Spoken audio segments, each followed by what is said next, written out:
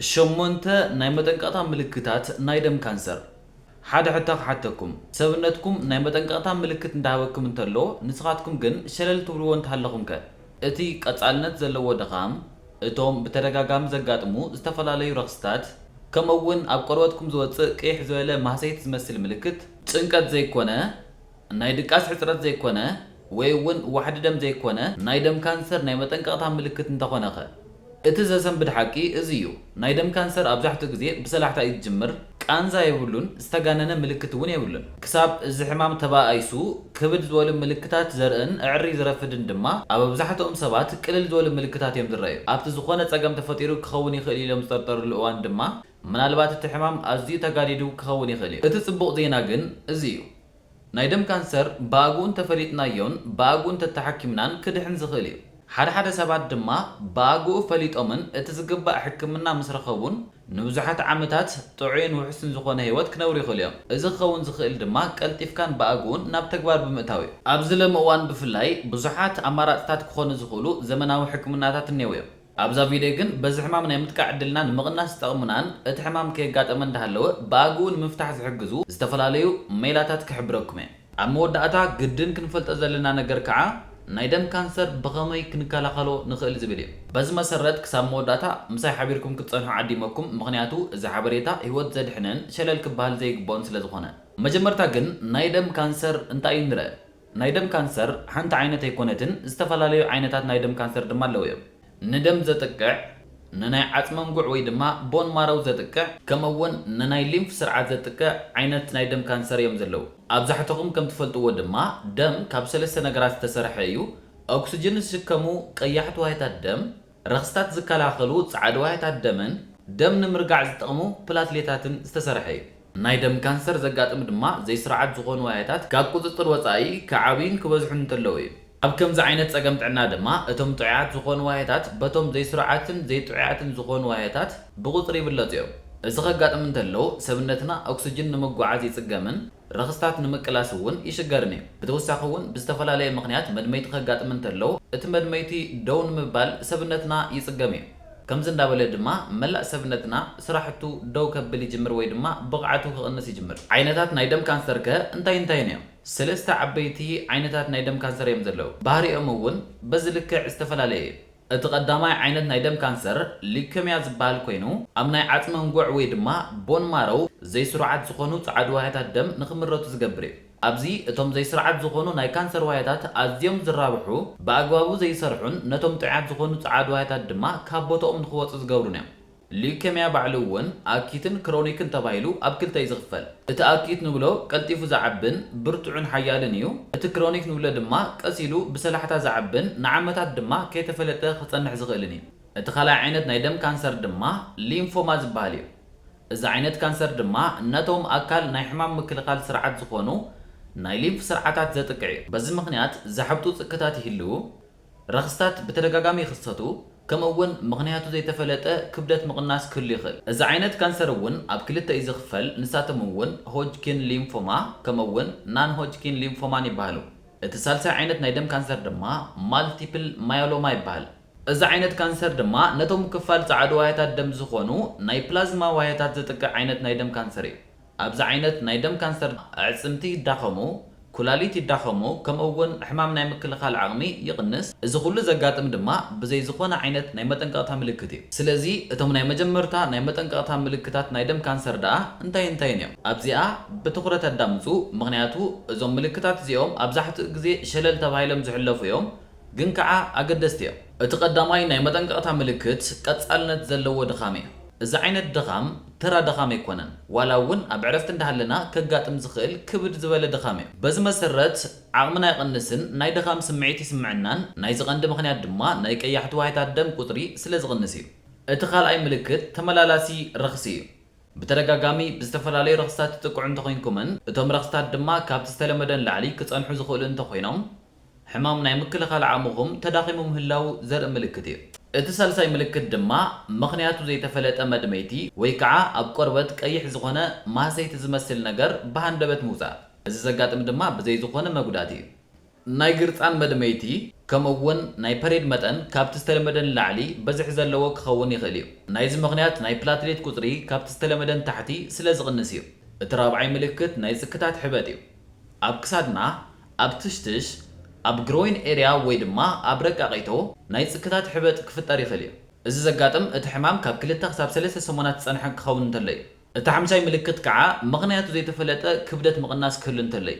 እዚ እውን ኩላትና ክነስተውዕለሉ ዘለና ሓደ ቀይሕ መስመር እዩ። እቲ ሻድሻይ ምልክት ከዓ ለይቲ ለይቲ ምርሃፅ እዩ። እዚ ለይቲ ለይቲ ምርሃፅ ዘጋጥም ድማ ዋላ እውን ኣብ ቆራር ኩነታት ኣየር ናሃሉ እዩ። እቲ ሻውዓይ ምልክት ናይ ዓጽሚ ወይ ድማ ናይ መገጣጥም ቃንዛ እዩ። እዚ ናይ መገጣጥም ቃንዛ ዘጋጥም ድማ ብፍላይ ኣብ ሕቆ፣ ኣብ መሰንግላትን ጎሎን እዩ። ብዋናነት ድማ ኣብ ሊከሚያን ማልቲፕል ማዮሎማን ይኽሰት። እቲ ሻምናይ ምልክት ሕፅረት ምትንፋስ ምህላው፣ ቆርበት ናብ ፍሕሽው ዝበለ ወይ ድማ ብርህ ዝበለ ሕብሪ ምቕያር፣ ናይ ዝቐንዲ መንቀሊ ሕፅረት ኦክሲጅንን ዋሕዲ ደምን ምህላው እዩ። ኣብዚ ክተስተውዕሉ ዘለኩም ግን ካብዞም ኩሎም ክንጠቕሶም ዝፀናሕና ምልክታት ሓንቲ ዋላ እንተሃልያ ናይ ደም ካንሰር ኣሎ ማለት ኣይኮነን። ካብዞም ዝጠቐስናዮም ምልክታት ብዙሓት ምልክታት እንተሃልዮምን ቀጻልነት እንተሃልይዎም ግን ኣብ ሰዓቱ እቲ ዝግባእ ምርመራ ምግባር ኣገዳሲ ነገር እዩ። ናይ ደም ካንሰር ግን ንምንታይ እዩ ኣብዛሕትኡ ግዜ ምስ ረፈደ ዝፍለጥ? ምክንያቱ እቶም ዝረኣዩ ምልክታት ወይ ድማ እቶም ቅድም ክንብል ክንፀርሖም ዝፀናሕና ምልክታት ናይ ካልኦት ሕማማት እውን ምልክታት ስለ ዝኾኑን ኣብዛሕትኡ ግዜ ድማ ቃንዛ ስለ ዘይብሉን እዩ። ከምኡውን ኣብ ምርመራ ምግባር ወይ ድማ ቼክ ኣፕ ምግባር ኣብዛሕትኡ ሰብ ዝቐነሰ ልምዲ ስለ ዘለዎን ብቐጻልነት ኩነታት ጥዕንኡ ንምፍላጥ ቀጻልነት ዘለዎ ምርመራ ስለ ዘይገብርን እዩ። ኣብዛሕትኦም በዚ ሕማም ዝተጠቕዑ ሰባት እዚ ሕማም ክርከቦም እንተሎ ጭንቀት እዩ ዝኸውን ኢሎም ሸለል ክብልዎ ይኽእሉ እዮም። ዋሕዲ ደም ዝመስሎም እውን ኣለው። ከምኡውን እቲ ዘጋጠመ ምልክት ብባዕሉ ክጠፍእ ይኽእል እዩ ዝብል ግምት ሒዞም ስለ ዝጓዓዝ እዩ። ይኹን እምበር ካብዞም ዝፀራሕናዮም ምልክታት ብቐጻልነት ዝረአ እንተሃልዩ ሸለል ምባል የድልን። ምክንያቱ ሸለልትነት ዋጋ ይኽፍል እዩ።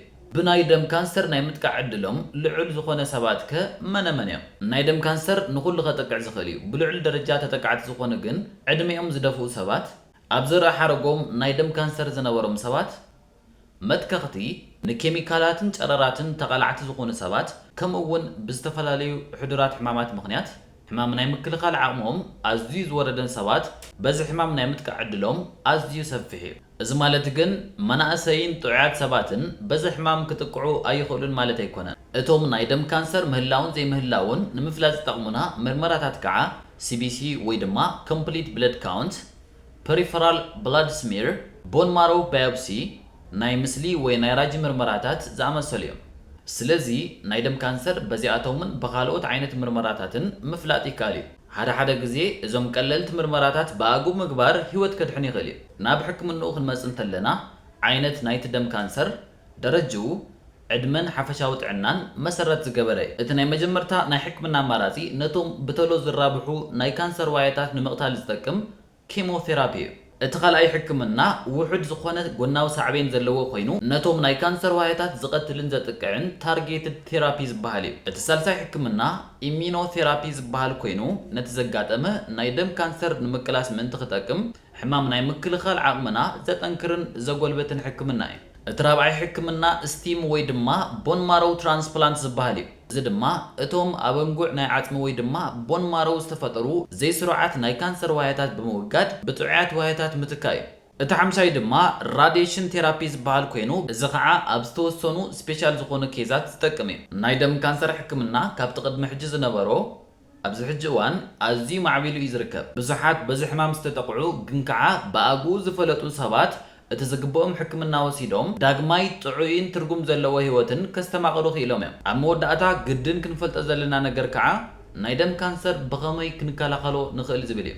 ናይ ደም ካንሰር ሙሉእ ብሙሉእ ክንከላኸሎ ይንኽእልን ግን ከዓ ብናይ ደም ካንሰር ናይ ምጥቃዕ ዕድልና ልዕል ዘብሉ ነገራት ምቕናስ ንኽእል ኢና። እቲ ናይ መጀመርታ ክንገብሮ ንኽእል ምትካኽ ብምቁራት ንዝተፈላለዩ ኬሚካላትን ጨረራትን ተቓላዕቲ ዘይምዃን ኣመጋግባና ብምስትኽኻል ክኸውን ይኽእል እዩ። ብዝተፈላለዩ ሜላታት ጥዑይን ጥንኩርን ዝኾነ ሕማም ናይ ምክልኻል ዓቕሚ ብምፍጣር ሕዱራት ሕማማት እቲ ዝግበአና ሕክምና ብምውሳድ ብምቁፅጻር ከምኡውን ብኣግኡ እቲ ዝግበአና ምርመራ ብምግባር ነዚ ሕማም ብምፍላጥ እቲ ከምፆ ዝኽእል ሳዕቤን ምቕናስን ነዚ ሕማም ምክልኻልን ንኽእል ኢና። ኣብዚ እቲ ዝዓበየ መከላኸሊ ግን ብኣግኡ ምርመራ ጌርካ ብኣግኡ እቲ ዝግበአካ ሕክምና ምርካብ እዩ።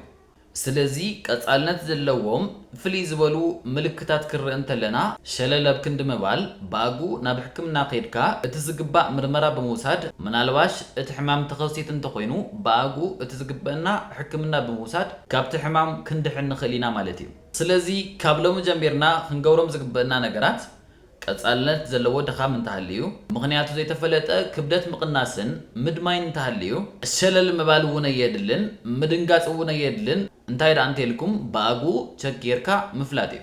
ናይ ደም ካንሰር ክመጽእ እንተሎ ኣብዛሕትኡ ግዜ ዓዊለ ኣይኮነን ዝነግረና እኳ ደኣስ ብሰላሕታ እዩ ዘጋጥም። እቶም ብዝተፈላለዩ ኣጋጣምታትን ምኽንያታትን ብናይ ደም ካንሰር ተጠቃዕቲ ዝኾኑን ተሓኪሞም ዝሓበዩን ሰባት ድማ ባእጉ ምርመራ ገይሮም ዝፈለጡ ሰባት እዮም። እዛ ጠቃሚት ዝኾነት ጥዕናዊ ሓበሬታ ናብ ብዙሓት በፂሓ ንብዙሓት ምእንቲ ክትረብሕ ነዛ ቪድዮ ላይክ ምግባርን ሼር ብምግባር ከዓ ናብ ካልኦት ምክፋልን ከይትርስዑ ኢኹም። ኣብ ቀጻሊ ተመሳሳሊ ትሕዝቶ ዘለዎም ጠቐምቲ ዝኾኑ ጥዕናዊ ሓበሬታታት ቶሎ ምእንቲ ክበፅሑኩም ድማ ናብዚ ቻነል ሰብስክራይብ ምግባር ከይትርስዑ ኢኹም።